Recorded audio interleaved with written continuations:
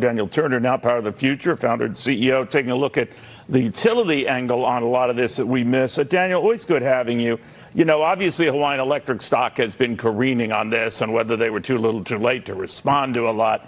But more importantly, we're seeing this with utilities across the country, pressed for, in terms of the heat and everything else, to say nothing of all those EVs that have to charge up, having enough to adequately do their job. What do you make of all of that?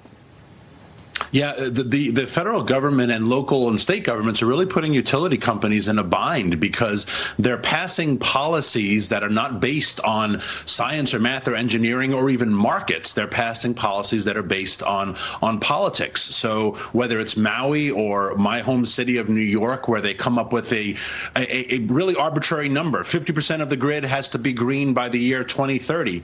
Well, now the utility company has to scramble. Look at Con Ed in New York, which has announced almost a doubling of rates for the foreseeable future because they cannot accommodate the electric needs at the same time responding to these mandates that are passed by basically woke ESG politicians. And so I feel bad for the utility companies. They are in an absolute bind because markets are not driving their decisions. Politics are.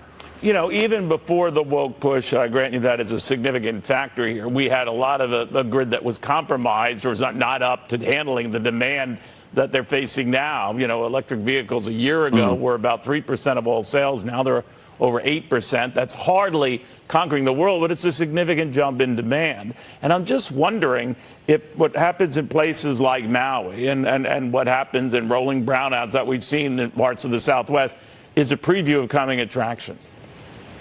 Yeah, it's a great point. And look, electrification of the grid requires us to produce more electricity. So not only EVs, but we're talking about requiring only electric stoves, electric hot water heaters, electric lawn equipment and garden equipment. And also with prosperity comes the acquisition of goods. And so as America becomes a richer nation, as people acquire wealth, what do? They buy smartphones, they buy tablets, they buy more flat screen TVs, and all of that requires electricity.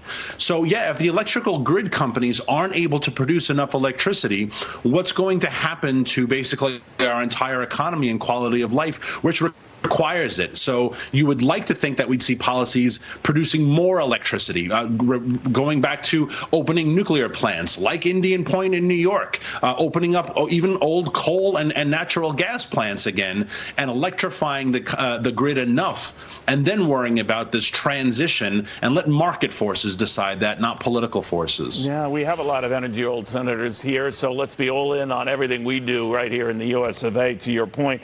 Daniel, thank you very much. Appreciate it, Neil. Thank you.